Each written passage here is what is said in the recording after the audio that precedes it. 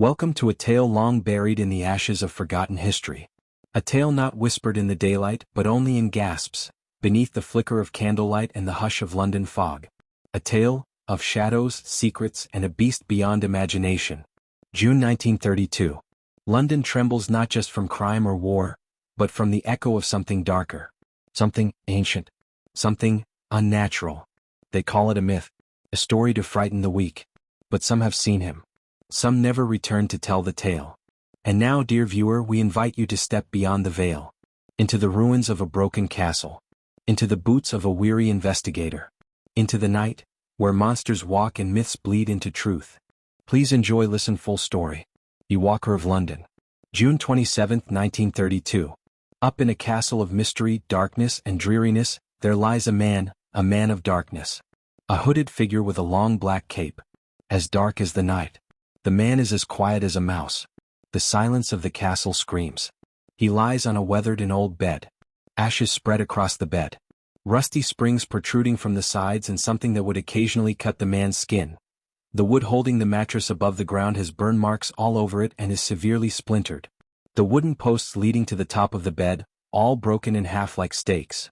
The room the man lies in, made of gray dusty cinder blocks. The only way to the outside is a gaping hole in the roof from those who tried to attack the man. His house was struck by a massive boulder many years ago. The castle would remain a home for the sleeping man, even though it could get difficult for him. He sleeps during the day and at night he becomes a beast. A hellish beast. A bloodthirsty beast who walks the streets of London late at night. He isn't any Jack the Ripper. He isn't any serial killer at all. A behemoth of a beast that will stalk and attack each and everything that it lays its cold dead eyes on. A violent creature with dagger teeth, hair everywhere, and claws the size of Frankenstein. The claws retract from the beast's hand like those of a cat. Many claim to have seen it stalking the towns like a virus, but the rest know it only as a myth. While rare to find evidence of its existence, many figure that it's just another one of those myths that climbs through time. Like a Bigfoot, or a Loch Ness monster, or a Dracula, or a rake, or a wolfman. You get what I'm saying? This would be the case until one fateful night where the creature came into London with violent and brutal intentions. That fateful night would be the end of it, along with many whose lives were lost. June 21, 1932, 4:53 p.m. Do you not understand my proposal? I asked through a handkerchief covering my mouth. I do not. What is it that is so hard to understand? We split a little cup of tea and in exchange you to give me some information on Jacob Stanson. I say through the handkerchief. My name is Samuel Renfeld. I am an investigator. I have many years of experience. Maybe too many years. Unfortunately, because of the sudden tragedy that befell this London, investigators must walk around disguised. They have to find information secretly, whether that be through a small discussion in an undisclosed location or through simple talks on the docks of the canal. Many of us investigators wear a handkerchief and a hat to hide our identity. If we don't, there's a chance they walk up to us and attack us in the streets. They started a rebellion that day and we will never forget or be free of the violence that occurred that day. I begged the man for information on the murderer of Jacob Stanson.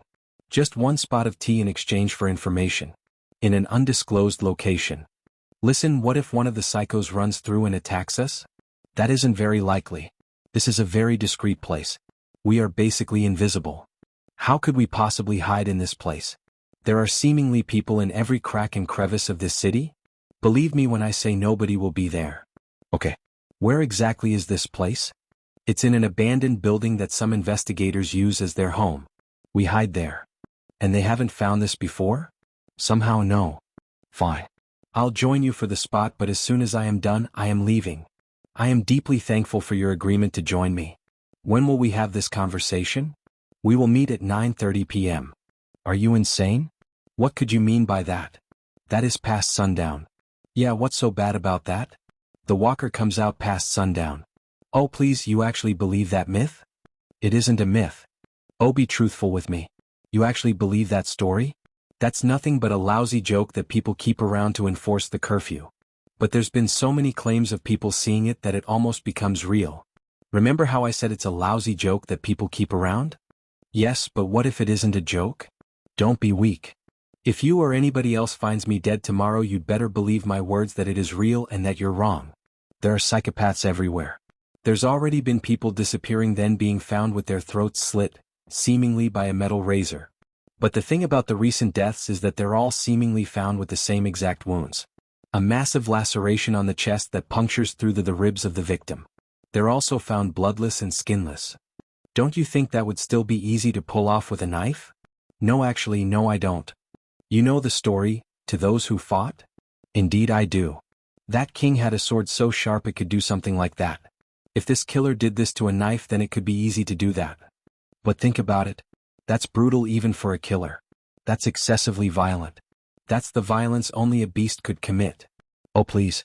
Hell, we don't know, this could be what Jason Stanson does to his victims. I know what Stanson does, and this isn't what he does. Look, can we just meet at 9:30 p.m.? Can you forget about the walker for the night and meet me after dark? The man sighs. Yes, fine. Yes, I can meet you. Good, we will meet tonight, have a spot of tea and discuss his case. Okay. I reach out my hand for a handshake. He reaches out and we exchange a handshake. June 21st, 1932, 8:37 p.m. A knock comes on the door lightly. I open the door and pull the person inside the building forcefully. The fuck are you doing? Hey, let go of me. You're really early. Yeah, that's kind of the point. It's still not dark outside? You could have got us killed, you fucking idiot.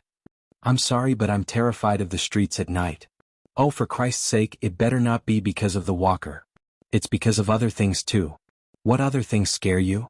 Psychos. Who wouldn't be scared of psychos? When it comes to the walker, there's nothing to be afraid of because it isn't real. The man sighs in anger. Look, just come into my room and we'll have that tea and you'll tell me that information. Understood. Yes. Good. We walk up the stairs. There are so many rooms. Yes, there are. Are they all filled?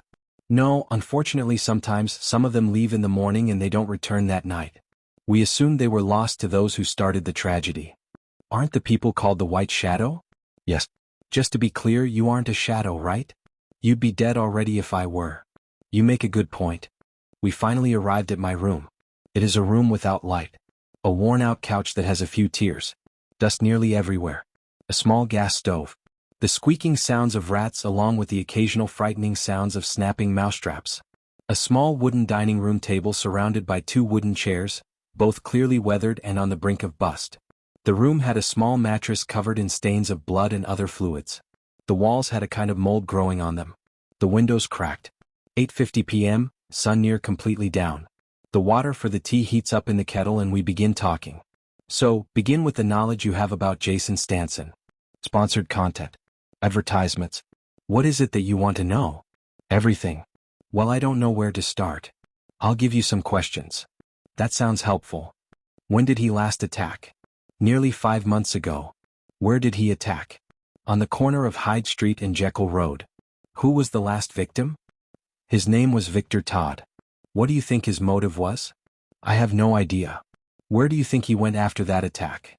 I'm unsure, but what I do know is that night the people of the town went around searching for him and they put a massive boulder through the roof of the castle on Mount Numbers. They say that there was nothing in there, while others think that's where the walker lives. If that's the case though, the walker is probably dead. Don't get off topic. Yes, sorry, my apologies. I don't know where he went after his last victim. I've heard rumors that you were once friends with Jason Stanson. Is this true? Yes, it is. How well did you know him? Not exceptionally well, but every now and then we'd go out for a drink or two, then he'd go home. After a few months we stopped talking and he started acting strangely. He acted like he was a ferocious animal on the verge of brutally attacking its prey. He became frightening. Then the news broke that he had claimed a life. How tragic that day would be. He always seemed like a nice guy. You seem like you're panicking. Is everything okay? Yes, I just hate discussing him. It makes me feel nervous about trusting anyone. I understand that feeling. Do you? I do. I had a friend a while back. He seemed like one of the happiest people to ever exist, and within a month of me meeting him, he was dead. He took his own life. I still have no idea why he did this. Do you think he was good at hiding his sadness? I guess he might have been. He always seemed so happy. I'm so sorry for your loss. It's okay. That was many years ago now. Let's get back on topic. We discussed Jason for over 3 hours and discussed all the information we knew about him and everything we could assume based on the information given. One of the details was that someone from another town nearby had seen someone who looked exactly like Jason but didn't want to assume anything. That person told others, and eventually the man who looked like Jason was found dead. The man found with not a drop of blood left in his body. He was drained entirely. His skin bound to his bones like a wet shirt to skin. A violent killer was loose in that town and was never identified. A strange case. The only clue left behind to even try to identify the killer was a small stray gray hair which could have come from anyone in the town. The man who discussed the information of Jason Stanson would leave shortly after our discussion.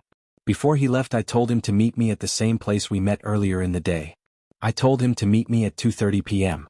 With his exit, he would flee out and into the night. Into the abyss of London's darkness. I commonly dream of this day. A day that I deem as unforgettable. A day that would give me a constant feeling of fear of being on the streets of London. A day that would forever change my view of the world. A day that would forever change my view on humanity. A day that I cannot live down. February 9, 1927.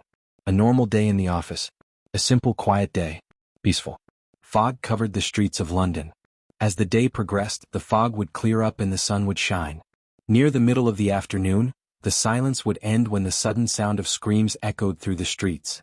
Down the road there are 24 people walking towards our office in white masks that barely fit their faces. They walked towards our office with knives in hand. 2 of them threw Molotov cocktails at the windows of our office which caused the glass to shatter. Glass shards scattered across our floor. Fire floods the predominantly wooden floor. Fire covers up the back door. Whoever was in the group charging towards us was a traitor. They knew the layout of our office. We didn't allow civilians in. We took papers of possible cases. Everyone that was in the office that day sprinted out the front door. I daringly charged for the back door. I ran through the fire. I still have second-degree burns from doing that.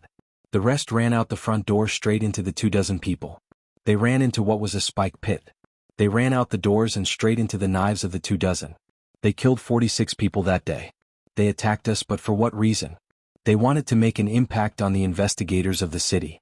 They wanted to put a hole in the society of London. They didn't have a motive. They said there were more of them out in the streets of London. They didn't say how many, but they did say there were more. They told us they don't wear the same masks but rather keep their secrecy.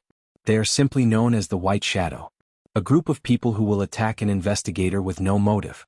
A tragic, loud day. Violent. The streets ran red. To ensure our safety, we wear handkerchiefs, hats, and other things to hide our identity. Something that nearly everyone wore back in that time as not to catch smallpox. Some didn't fear smallpox and some did. Those who didn't wear masks. Those who did wore all the protection they could. The White Shadow knows us by our faces. They know who we are, but we could pass them on the streets and we wouldn't even know. June 22, 1932. The next day, a dead body would appear. A dead body of a man who had recently gone missing. The body was horrifically mutilated to a point where it was near impossible to identify them. There were several scratches along his arms and legs. But the most terrifying part about this corpse was the fact that from the waist up, the corpse was entirely split in half. The organs and bones were gone. There was no blood. There were no muscles. It was the husk of a person that was left behind. I walked around for a while afterward, just trying to cleanse my mind of what I had witnessed. A disturbing crime scene with an impossible result. An impossible thing for any human to do in a matter of hours. This felt animalistic and brutal. One we'd never seen before this. I walked to the place where the man and I had met before. I arrived at 2:30 as planned and waited another 2 hours. He never showed. Perhaps he could have forgotten. But how? The man got those plans and wrote them down. He couldn't simply forget when he wrote it down. I walked up to my room. I collapsed on the mattress and fell asleep. June 23, 1932, 1:53 a.m. I wake up to the sound of thudding on the roof. A traveling thudding sound. I jump out of bed and walk to the window. I stare out the window for a minute before I finally see what is making the sound. It was a human. A human traveling along the rooftops of our tiny town. It was running along the rooftops like an animal. All of a sudden it looks towards my building and its eyes reflect the shining of the moon like the glint of a glass sniper scope. It starts running towards my building along the rooftops. It then jumps from the building across from ours and lands on the roof. The loud thud collided with the roof. I run to my room and grab the loaded revolver from beneath my mattress. I aim at the doorway for what felt like forever. The sounds of thudding sounded like they could have been in the same room as me. An inhuman jump. I had to be dreaming. I pinch my arm and feel the stinging sensation of the pinch. I was wide awake. What is happening? The thudding stops. The sound of breaking glass erupts from the window in front of me. The sound of fire roars from the silence after the glass breaks. I sprint down the stairs, knocking on each person's door on the way out. I go out the back door and sprint down the alley. Someone had thrown a Molotov through the upstairs window. Somehow the white shadow had found us. The building burnt slowly from the top to the bottom. An orange blaze stood where the building I called home once stood. I had forgotten to grab my handkerchief and hat. I had the same clothes I wore the day before, but nothing else. I couldn't trust anyone at thrift stores or clothing shops. I unfortunately exposed myself to the entirety of our town. The sound of the thudding echoed through the alley. Whatever the human was, it was following me. The thudding became heavier and more violent. I jumped into another alleyway. The thudding sounds faded away as I ran. I had lost it. There was an abundance of silence. I had to find another place to stay. For the night I laid down in the alley. I was already covered up by the clothes I was wearing. I was just hoping not to die. After half an hour, I dozed off. June 23, 1932. I woke up and heard the sounds of commotion and fear from where the building had burnt up. I ran to the building, which had dissolved to ashes and dust. I didn't know if anyone had heard my knocking. The fire may have spread too fast. I don't know if I'm the only one left. I could be all alone. No protection. No home. Nothing. There is a body near the ashes. The body is breathing. I walk up to it. The body is near unrecognizable. The closer I get, the more I start to recognize who it is. It's my friend Marcus Shane. I run up to him. Marcus. I say, Sam. I'm scared, he replies. I know you're scared. I don't want to die. I don't want to die. Please don't let me die, Sam. Please. I wish I could help, Marcus. I really do. Please, Sam. Please don't let me die. Please, Sam. Don't leave me, please. He says weakly. I don't know how to help. If I lift you, it's not gonna help you. It's gonna hurt you even more. You're severely burned, man. You can't see yourself, but if you could, you would agree. I can't move you. I'm sorry, I say tearfully. I'm so sorry. I'm starting to get tired, Sam. Don't let me sleep. I wish I could help, but I can't. I'm sorry. I can't move, Sam. I want to live. I want to live. His eyes close as he mutters his last words weakly. He stops breathing. He's gone. I cry and lean over, putting my head on his chest. Oh God, I weep and cry. The police approached me. We're gonna have to ask you to move, sir. I sit up and wipe the tears away from my eyes. I stand up and walk away from the site. In front of me there is another crime scene. I walk slowly towards the scene and get the best look I can at what happened here. There is a corpse. It is in the same condition as the last corpse that was found. Horrifically mutilated. A ravine down the center of the body with several lacerations. It is empty of blood. Empty of bones. Empty of organs. It is a husk. I get closer to the scene and reveal to the people surrounding the scene that I am an investigator. I walk towards the corpse and put the person's face back together. I put the two halves back into one complete face. It is the man I talked to about, Jason Stanson. Whatever is causing all of this carnage will suffer a downfall at my hands. June 26, 1932, 4:32 p.m. For the past few days I have been consistently on the run, hiding in small alleys for my protection. I've seen people looking at me lately.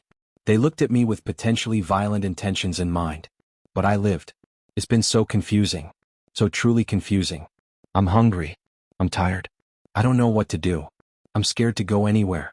There's been a new strand of bodies with the same brutal conditions as the man and the corpses before. A terrifying series of events. Each corpse with a ravine down the middle of the body. Bloodless, boneless, and empty. June 26, 1932, 6:20 p.m.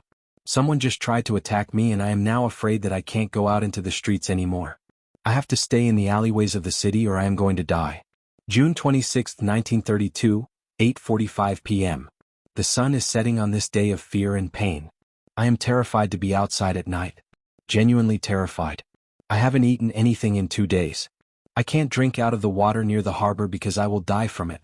There has been a sound of screaming coming from somewhere near the town. I'm not sure where it is. It is worrying. The scream is blood-curdling. It sounds distorted as well. It's terrifying. The screams echo through the town. It's like sirens. I don't know what to do. I have nowhere to go. I'm all alone in this town. I'm scared of dying from starvation. I'm so hungry. I need help. June 26, 1932, 11:59 p.m. The sounds of screams echo through the night and the silence fills the air between each scream. I haven't slept at all tonight. What is it that's making these sounds? Is it a creature? Is it a person? I don't know anymore. I'm so scared of what happens next. I am afraid that if I fall asleep I won't wake up in the morning. I won't live to see the next day. Dear God, if you even exist, please help me. I am terrified. Do you understand my plea for help? Please understand me. Send help. Please send help. Please, help me. I'm so scared. Whatever you decide to do with the end of my life, let me go out painless. The sounds of screams continue and I feel like I hear the screams getting closer. If this is my last entry, to whoever finds this, inform the cops to try their hardest to find members of the White Shadow and please cause their downfall. I was hoping to get out of here but I can't. The White Shadow wouldn't let me. They know me by my face and it's scaring me. For what it means to anyone, I tried my hardest to bring them down but there were too many. Thank you to everyone who supported me through the years. If any of the investigators of this town are still alive, continue your work but get out of here while you still can. Goodbye. June 27, 1932, 2:48 a.m. The rooftops of our town are dead silent. But within seconds the sound of a loud bang occurs. The sound of civilian screams echo into the abyss of London's moonlit night. The sounds of roaring follow behind the screams. I stand up and run into the streets. Atop one of the roofs there is a massive hairy creature. What the hell is that? A person yells. The creature bounds towards the person and swipes violently, killing them after splitting them in half. It then digs deep into the person's skin and starts devouring his organs and bones. The crunching of the bones mixes with squelching sounds as it feasts on the organs. The sounds of civilian screams engulf the streets. The creature jumps directly at each person, taking every person in its path, cutting them in half with his long, sharp, violent claws. It begins leveling buildings with ease, taking people out.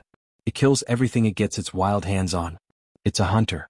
It violently slashes at the sight of any movement, killing everyone in the town. I run through the town streets as it attacks everyone around me. I ran to the investigators' burned-down building. I found the revolver I kept beneath my mattress. It must have survived the fire. I grabbed it and checked the ammunition barrel. It's got 6 bullets in the chamber. I have 6 rounds that I can use to try to take the beast down. I charge into the streets of the town. I aim at the beast. It won't stop moving and I can't get a clear shot on it. It continues to attack the civilians in the streets. They won't stop screaming. The creature squeals at the top of its lungs. The town falls silent. The beast looks around with its dead cold eyes. I take a shot and hit it in the arm. It screams at the top of its lungs. It covers its ears. It then runs towards someone and attacks them and rips them in half. It swings around with its claws, stabbing through buildings like a hot knife through butter. It swings blindly in front of itself. The violence and bloody carnage continues. I take a shot at it and hit it in the leg. It falls to the ground. It keeps swinging at people with violent intentions. It swings at one person and cuts off their head. I fire at it and I miss. It starts charging towards me. It shrieks loudly and jumps towards me like a speeding bullet. I fired at it and hit it in the head. The massive 9-foot-tall creature flies towards me and collapses on top of me. It stops moving. Stops breathing. I finally comprehend what happened. The hair we found on the first day came from the creature after it attacked. It must have lost one of its hairs, leaving some evidence behind. It has been attacking people that it saw on the streets at night. On this night, it decided to go berserk, attacking people without a motive. Just like the White Shadow. It killed everyone in its sight. Just random civilians. I screamed for help. The civilians that were still alive moved the creature off of me. I stand up. I am horrified and am suffering from shock. My brain feels accepting now. A brain that once felt fear. Now numb. The bodies scattered throughout the streets. I asked several people for some shelter so that I could clean myself off. I am covered in the blood and guts of the walker. Eventually a man comes up to me and tells me that I can stay in their apartment for a while until I find a new home. So I followed him to his home. He cordially invites me into his home. I walk in and he makes me a plate of bacon and eggs and grits. He makes me a cup of tea. It's the best tea I've ever had. The bacon and eggs are the most delicious I've ever had. That could be simply because of the fact I have had no food in days. I finish the bacon and eggs. I am sitting at the table. May I use your shower? Of course you can. Thank you so much. I say, completely emotionless.